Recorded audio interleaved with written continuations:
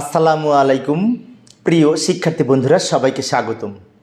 আজকের আমার এই ক্লাসের আলোচ্য বিষয় হিসাব বিজ্ঞানের বিক্রয় ফেরত সংক্রান্ত যে সমস্ত লেনদেন রয়েছে, এই জাতীয় লেনদেনের জাবেদা কীভাবে করা যায় তা আলোচনা করার চেষ্টা করব। তো আলোচনায় তোমাদের সাথে আছি আমি মোহাম্মদ সিরাজুল ইসলাম, বরিশাল সরকারি model school and college Barishal. তো চলো শুরু করা যাক। তো আমরা প্রথমে এই বিক্রয় সংক্রান্ত বা বিক্রয় ফেরত সংক্রান্ত লেনদেনের জাবেদার ক্ষেত্রে যে নিয়মগুলি আছে সেগুলি আগে লক্ষ্য করি। এই যে আমরা লক্ষ্য করি বিক্রয় ফেরত সংক্রান্ত লেনদেনের জাবেদার নিয়ম। তো আমরা জানি বাকিতে বিক্রিত পণ্য ফেরত আসতে পারে, আবার নগদে বিক্রিত পণ্য ফেরত আসতে পারে। তাহলে আমরা বাকিতে বিক্রিত পণ্য যদি ফেরত আসে সেক্ষেত্রে কী জাবেদা করব, তাই না? তো বিক্রয় ফেরত যেহেতু আসে সেজন্য বিক্রয় ফেরত সবসময় ডেবিট হবে। বিক্রয় ফেরত কি হবে? ডেবিট হবে। কেননা বিক্রয় ফেরত এর ফলে বিক্রয়ের পরিমাণ কমে, সেজন্য আমরা বিক্রয় ফেরত হিসাব ডেবিট করব। অপরদিকে বাকিতে বিক্রিত পণ্য ফেরত আসে কার কাছ থেকে? দেনাদারের কাছ থেকে। সেজন্য আমরা যেহেতু দেনাদারের কাছ থেকে ফেরত আসছে, তাই দেনাদার হিসাব বা প্রাপ্য হিসাব ক্রেডিট করব। তো এই ক্ষেত্রে আমরা প্রাপ্য হিসাব বা দেনাদার হিসাব ক্রেডিট করব। অর্থাৎ বিক্রয় ফেরতের সময় পণ্যটি যদি আমরা বাকিতে পণ্য বিক্রয় করে থাকি তাহলে তার জন্য জাবেদা হবে বিক্রয় ফেরত হিসাব ডেবিট, প্রাপ্য হিসাব বা দেনাদার হিসাব ক্রেডিট। আবার অনেক সময় নগদে বিক্রিত পণ্য ফেরত আসতে পারে, তো সেই ক্ষেত্রে কি জাবেদা করব? এখানে যেমন বিক্রয় ফেরত হিসাব ডেবিট করেছিলাম, নগদের ক্ষেত্রেও বিক্রয় ফেরত হিসাব ডেবিট হবে। আর ক্রেডিট দিকে আমাদের নগদান হিসাব ক্রেডিট হবে। এখন তোমাদের মনে হতে পারে নগদান হিসাব কেন ক্রেডিট হলো? আমরা নগদে যে পণ্য বিক্রয় করেছিলাম সেই পণ্য যদি ফেরত আসে তাহলে এখন কিন্তু আমরা নগদ টাকা ফেরত দিব। নগদ টাকা যেহেতু আমি ফেরত দিচ্ছি তাই নগদ টাকা আমার কমে যাচ্ছে। সম্পদ নগদ টাকা কমলে ক্রেডিট, সেজন্য নগদান হিসাব ক্রেডিট। আর বাকিতে পণ্য বিক্রয় যদি ফেরত দিই তাহলে দেনাদারের পরিমাণ কমে যায়, সেজন্য দেনাদার হিসাব ক্রেডিট। দেনাদারের আর এক নাম প্রাপ্য হিসাব। আর বিক্রয় ফেরত হিসাব ডেবিট হবে, সেটি বাকিতে হোক আর নগদে হোক। বিক্রয় ফেরত হলে বিক্রয় ফেরত হিসাব ডেবিট হবে। এগুলি আমরা মনে রাখার চেষ্টা করব।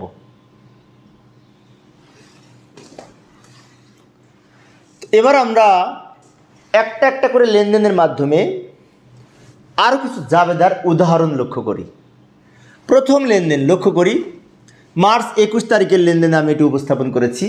তাহলে তোমাদের মনে হতে পারে যে মার্চ 20 তারিখ পর্যন্ত লেনদেন কই, তাই না? এগুলি আমি পূর্বের ক্লাসে বিশেষ করে বিক্রয় সংক্রান্ত যে লেনদেনগুলি ছিল সেইখানে আমি এই মার্চ 20 পর্যন্ত আলোচনা করেছিলাম। আশা করি তোমরা আমার পূর্বের ক্লাসটি বিক্রয় সংক্রান্ত লেনদেনে কীভাবে জাবেদা করতে হয় সে ক্লাসটি তোমরা দেখেছ। কি বলছে? বিক্রয় ফেরত বা আন্ত ফেরত 5,000 টাকা। তো প্রিয় শিক্ষার্থী বন্ধুরা, একটি বিষয় আমরা মনে রাখব, বিক্রয় ফেরত এর আর এক নাম আন্ত ফেরত। বিক্রয় ফেরতের অপর নাম হচ্ছে আন্ত ফেরত। তা বিক্রয় ফেরতের জন্য কি জাবেদা হবে? এইখানে কিন্তু নগদে কি বাকিতে কিছু বলা নাই, তাহলে আমরা এটার জন্য কি জাবেদা করব, তাই না? তো এই ক্ষেত্রে বিক্রয় ফেরত হিসাব ডেবিট হবে বা আন্ত ফেরত হিসাব ডেবিট হবে 5,000 টাকা। ক্রেডিট দিকে লিখব প্রাপ্য হিসাব বা দেনাদার হিসাব ক্রেডিট, এই 5,000 টাকা। ইন জেনারেলি যদি নগদে বা বাকিতে বলা না থাকে কিছু, তাহলে বিক্রয় ফেরতকে বাকিতে মনে করে হিসাবভুক্ত হবে। এগুলি আমরা মনে রাখার চেষ্টা করব।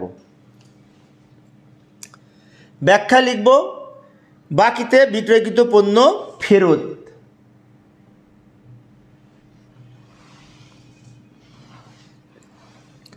পরের লেনদেনটি লক্ষ্য করি, বাকিতে বিক্রয়কৃত পণ্য ফেরত। এখানে বলাই আছে বাকিতে বিক্রয়কৃত পণ্য ফেরত, তো এটি তো তোমরা পারবে। পূর্বের মতোই জাবেদা করব। লক্ষ্য করি, বিক্রয় ফেরত হিসাব ডেবিট, টাকা লিখব 3000 টাকা,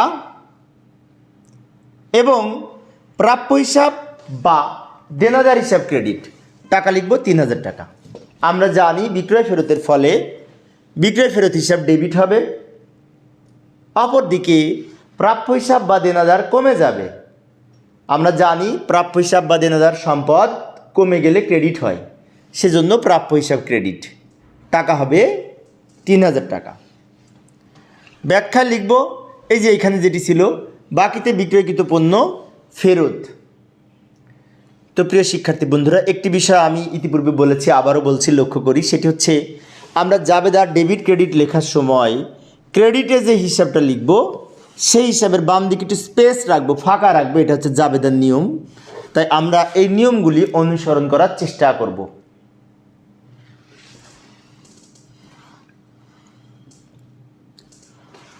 পরের লেনদেনটি লক্ষ্য করি, পণ্য ফেরত 6000 টাকা।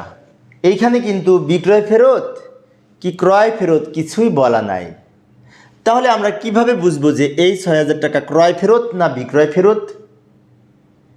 একটা বিষয় মনে রাখবে, সেটি হচ্ছে পণ্য ফেরতের পাশে যদি ক্রেডিট নোট থাকে, যেমন এখানে বলা আছে ক্রেডিট নোট নং 12, পণ্য ফেরত এর সাথে যদি একই লেনদেনে ক্রেডিট নোট কথাটা উল্লেখ থাকে, তাহলে এই ফেরতটি বিক্রয় ফেরত বলে গণ্য হবে, কারণ ক্রেডিট নোট এর সাথে বিক্রয় ফেরত এর সম্পর্ক। সেজন্য আমরা জাবেদা করব বিক্রয় ফেরত হিসাব ডেবিট এই 6000 টাকা, এবং যেহেতু এইখানে ক্রেডিট নোট আছে, তার মানে বাকিতে বিক্রয়কৃত পণ্য ফেরত এসেছে। ক্রেডিট নোট হচ্ছে বিক্রয় ফেরত সংক্রান্ত দলিল, সেজন্য ক্রেডিট নোট থাকলে বুঝে নিতে হবে এটি বিক্রয় ফেরত এবং বাকিতে বিক্রয়কৃত পণ্য ফেরত। সেজন্য আমরা জাবেদা করব বিক্রয় ফেরত ডেবিট, প্রাপ্য হিসাব ক্রেডিট, টাকা হবে 6000 টাকা। ব্যাখ্যা লিখব, বাকিতে বিক্রয়কৃত পণ্য ফেরত এসেছে এবং ক্রেডিট নোট নং এত টাকা, এটাও লিখতে পারি ব্যাখ্যায়। আমি এখানে সংক্ষেপে লিখেছি।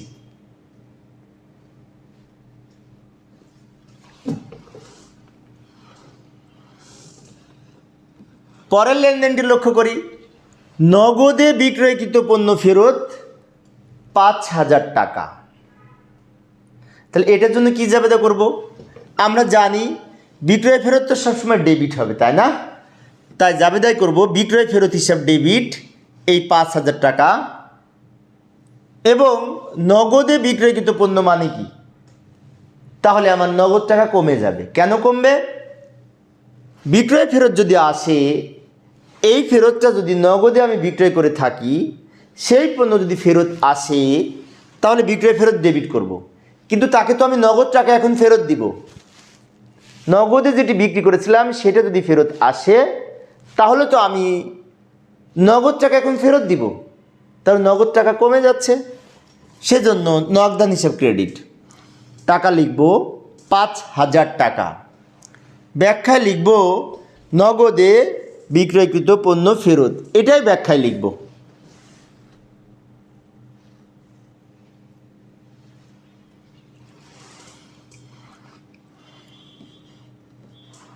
পরের লেনদেনটি লক্ষ্য করি, খরিদ্দারের নিকট হতে ফেরত 2000 টাকা। তো প্রিয় শিক্ষার্থী বন্ধুরা, এইখানে কিন্তু বিক্রয় ফেরত কি ক্রয় ফেরত কিছু বলা নাই। তাহলে আমরা কিভাবে বুঝব এটি কোন ধরনের ফেরত? একটা বিষয় মনে রাখবে, খরিদ্দার হচ্ছে তারাই যারা আমাদের কাছ থেকে পণ্য ক্রয় করে, অর্থাৎ আমরা যাদের কাছে বিক্রয় করি তারা হচ্ছে আমাদের কাস্টমার, খরিদ্দার অর্থাৎ দেনাদার। তাহলে খরিদ্দার বলতে দেনাদার বোঝায়। খরিদ্দারের নিকট হতে পণ্য ফেরত মানে কি? এটি বিক্রয় ফেরত, এবং দেনাদারের নিকট থেকে বা প্রাপ্য হিসাবের নিকট থেকে ফেরত। সেজন্য আমরা জাবেদা করব এই বিক্রয় ফেরত হিসাব ডেবিট বা আন্ত ফেরত ডেবিট করতে পারি। আমরা জানি বিক্রয় ফেরতের আর এক নাম আন্ত ফেরত। এই 2000 টাকা এবং প্রাপ্য হিসাব বা দেনাদার হিসাব ক্রেডিট 2000 টাকা। কারণ খরিদ্দার বলছে প্রাপ্য হিসাব বা দেনাদারকে বোঝায়। ব্যাখ্যা লিখব যে বাকিতে বিক্রয়কৃত পণ্য ফেরত এসেছে খরিদ্দারের নিকট থেকে। এখন তোমাদের মনে হতে পারে তাহলে এইখানে কি লেখা থাকলে আমরা ক্রয় ফেরত বুঝবো? এইখানে যদি লেখা থাকতো সরবরাহকারীর নিকট পণ্য ফেরত, সরবরাহকারীর নিকট পণ্য ফেরত, তাহলে কিন্তু ক্রয় ফেরত হিসেবে হিসাবভুক্ত করতাম। আর যদি খরিদ্দারের নিকট হতে পণ্য ফেরত থাকে তাহলে সেটি বিক্রয় ফেরত বলে গণ্য হবে। আর সরবরাহকারীর নিকট যদি ফেরত হয় তাহলে সেটি ক্রয় ফেরত হিসেবে গণ্য হবে। পূর্বে আমি ক্রয় ফেরত সংক্রান্ত লেনদেন নিয়ে আলোচনা করেছি।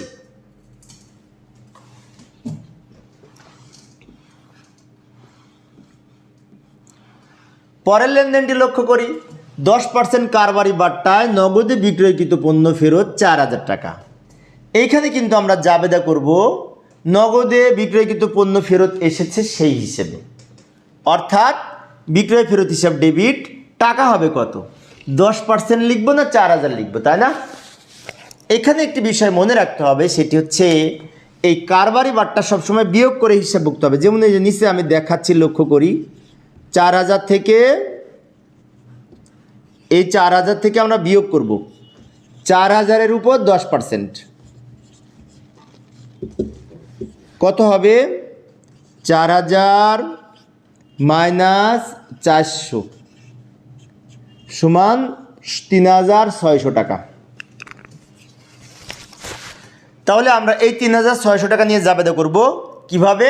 4000 থেকে 10% বিয়োগ করে, 4000 থেকে এই 4000-এর উপর 10% হিসেব করে যেটা হয় 400 টাকা বিয়োগ করে 3600 টাকা নিয়ে জাবেদা করব বিক্রয় ফেরত হিসাব ডেবিট।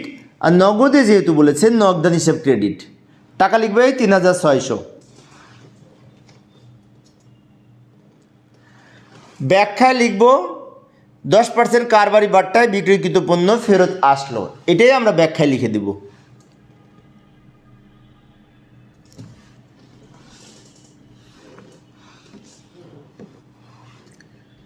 পরের লেনদেনটি লক্ষ্য করি। মার্চ 7 তারিখে বাবু অ্যান্ড সন্সের নিকট বিক্রয়কৃত পণ্য ফেরত আসলো 3000 টাকা। তাহলে এটি বিক্রয়কৃত পণ্য ফেরত এসেছে মানে কি? বিক্রয় ফেরত। এবং মার্চ 7 তারিখে যদি নগদে কেনা থাকে তাহলে নগদে হিসেবে গণ্য হবে, আর যদি বাকিতে কেনা থাকে বাকিতে হিসেবে গণ্য হবে। তাহলে আমাদের মার্চের 7 তারিখ দেখতে হবে নগদে না বাকিতে কেনা ছিল পণ্য, তাই না? করি 7 তারিখের লেনদেনটা আমি এখানে নিয়ে এসে রাখলাম তোমাদের সহজে বোঝানোর জন্য। এখানে 7 তারিখে কী ছিল? বাবু অ্যান্ড সন্সের নিকট পণ্য বিক্রয় 40,000 টাকা। তার মানে কি বাবু অ্যান্ড সন্সের নিকট আমরা বিক্রয় করেছিলাম ধারে বা বাকিতে, সেজন্য এই ফেরতটি বাকিতে হিসাবে গণ্য হবে। তো আমরা জানি বাকিতে বিক্রয়কৃত পণ্য যদি ফেরত আসে তাহলে আমরা জাবেদা করব বিক্রয় ফেরত হিসাব ডেবিট এই 3000 টাকা, এবং বাকিতে হিসেবে প্রাপ্য হিসাব ক্রেডিট হবে।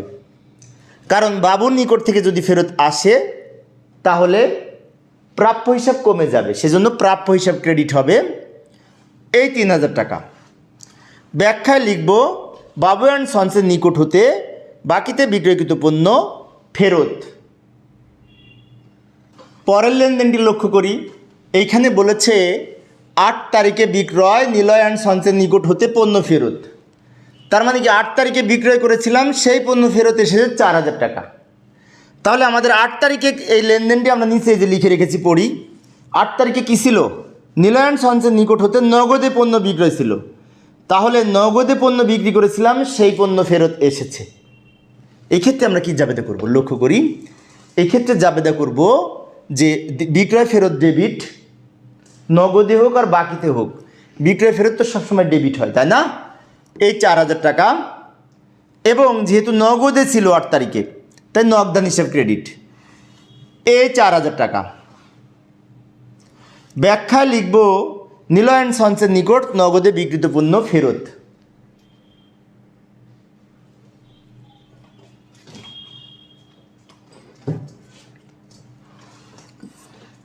তো প্রিয় শিক্ষার্থী বন্ধুরা, এই ছিল আমার আজকের আলোচনার বিষয়।